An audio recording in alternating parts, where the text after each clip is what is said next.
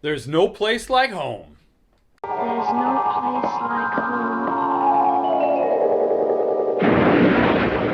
Hey friends, welcome back to the channel. As you know, moving is one of the most stressful things you can do. It's in the top 10. It's like dying, moving, public speaking, running a YouTube channel. These are some of the most stressful things you could do. But I thought, hey, if you have friends that are moving and going through this stressful experience, why not add terror on top of that stress with a deliciously dark housewarming gift for your friends who are moving? So this video, I give you suggestions for different books you can give to your friends who are recently bought a house and are moving in. So there's a book for every kind of situation, so just hang tight. Check it out. First, we're going to check in with the Magic Duff Bucket. Magic Duff Bucket, what would you give me for a housewarming toast? Pete's Seasonal Saison from Rapture Brewing. You know, I would like to... Oh, it's Peter. I just said Pete's. I just said Pete's. It's Peter Seasonal Saison from Rapture Brewing. This is a great beer for a sun-dappled evening. When it's still warm outside, maybe it's a 60-degree evening and you just want to sip something refreshing as you and the family watch the sunset on another perfect, lovely day in your perfect, lovely lives. Or it's the perfect drink to drink when you're thinking about those things and can't quite get there yet. Soon, baby. So, as you know or may not know, producer Jill are in the search for a house for ourselves. We are trying to get out of our tiny little Illinois home and get some bigger space for our kids and more breathing room for our bank accounts. All right, we're gonna let that settle down. So I have 4 delightful reads, all involving people moving into a new home for different reasons. And I don't really ever see anybody talk about these books, but they're really good, each in a different way. So I got a little something for everybody here. All right? So just trust Beef Daddy. Up first is for that young couple who just bought their first home. They're trying to make a go of it as a couple, and they got a house together, and this is their chance to get closer and start to build a life together. You know those couples. They're super annoying.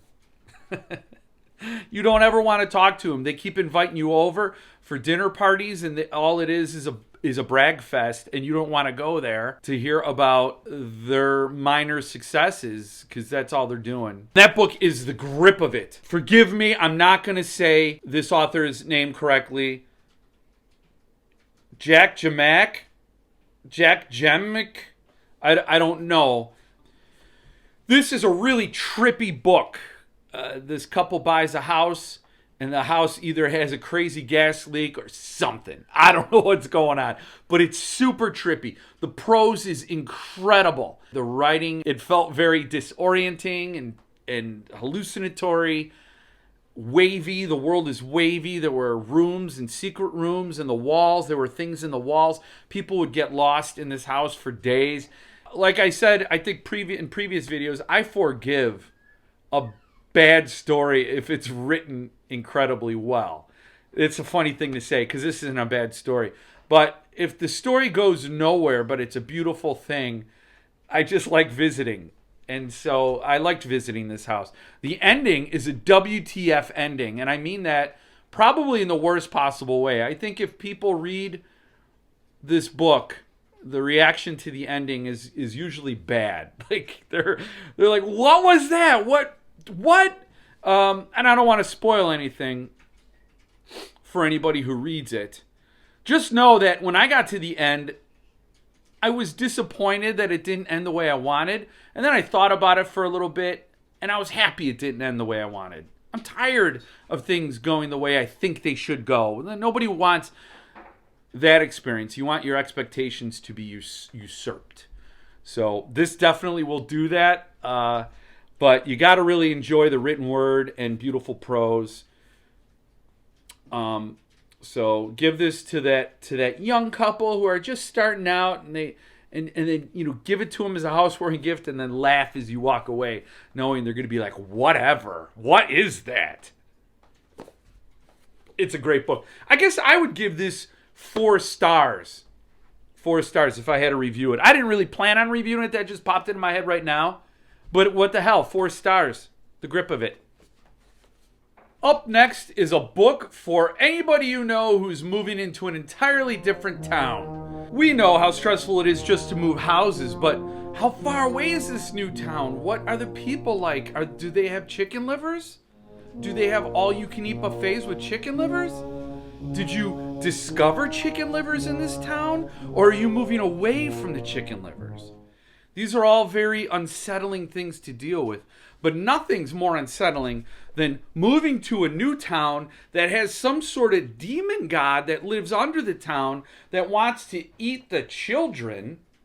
And that's what happens in this book. It's called The Wicked by James Newman. The whole vibe of this book is like 80s horror. This kicked off, or this took advantage of Grady Hendrix's Paperbacks from Hell craze. Those dime store, grocery store paperbacks with the awesome covers that had pulpy type horror within. This book is written in that spirit, and it's great. I loved it. I really dug it. James Newman. I got it from the Nocturnal Readers box way back when. It's not a book I normally would have selected. I did dig the cover art. I love that appreciation for old-timey stuff. And then this little detail in the back was cool. It's like a drugstore price tag. So it's very cool. Good old-fashioned horror. Gets you driven into this madness of the town. So if you know anybody who moved way far away from their home and boo-hoo on them, give them this book and then make them feel actually unsettled in the place they wish to settle down. And then question, like, do we have some old-timey ancient gods that live underneath the city that want the children?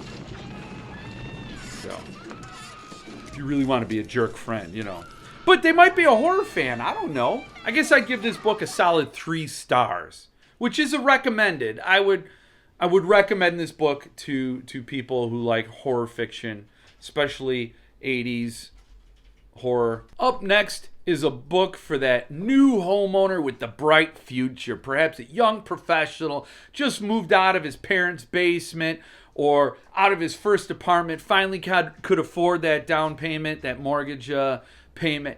So this guy or gal has a whole bright future ahead of them, and so you really want to just kind of take their legs out from under them. You want to go to that housewarming party and drop a little bit of a book bomb on them. And get them to come down to earth, say, yeah, your future's maybe not so bright, so just relax. Just take it easy. I'm still living in my parents' basement, but I'm saving up money because I'm also not doing a big ecological carbon footprint by buying my own house. I'm actually a better human than you with your big, spacious house that you got all to yourself because you think your future's so bright. So you want to knock the legs out from under that person, you give them Bleed by Ed Kurtz. This is the goriest, bloodiest book in this list. This is gory horror. I wouldn't say extreme horror, but there's some nastiness in this book. It was delightful. It was a delightfully nasty book. It was reminiscent of Hellbound Heart, which should have an honorable mention on this list. I didn't include it. In retrospect, maybe I should have. This does, it takes Hellbound Heart and it takes the love triangle thing out of it and just goes for the gore. Really splendid book, Bleed, Ed Kurtz. I also got this from Nocturnal Readers box. This is one of the few books they put the little stamp on. So that's how I was exposed to this book back in the day. And I absolutely loved it. Just good old-fashioned horror. Good page turner. The prose isn't all that beautiful, but it gets the job done. It's a little over the top. So if that new bright future, bright-eyed go-getter is a horror fan, they might dig it. But that's not the point. The point of this is to troll your friends. I don't know if that was lost on you. These are housewarming gifts that would troll your friends. So that's the angle, just to be clear. I'd give this book a solid 3.5 stars out of 5.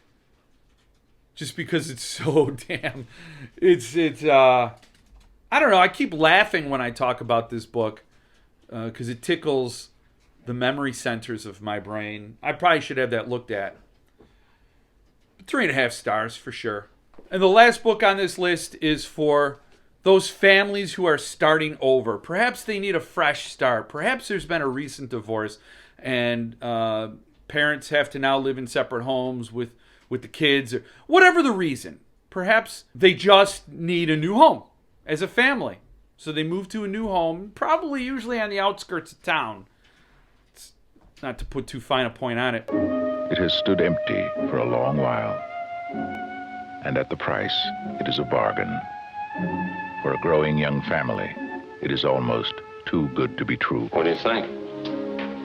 I love it. For that new homeowner, I would recommend one of my absolute favorite authors, Sarah Pinborough, with They Say a Girl Died Here Once. This is my first read of a Sarah Pinborough book. I bought it only because it was an Earthling book and it was in the Halloween series. I had just read Goblin in the Halloween series and I wanted whatever other book Paul Miller had in the Halloween series. He had this. So I thought, oh, what the hell, I'll read it. Usually that doesn't turn out so well. I have a number of books where it's bad. It's a bad thing.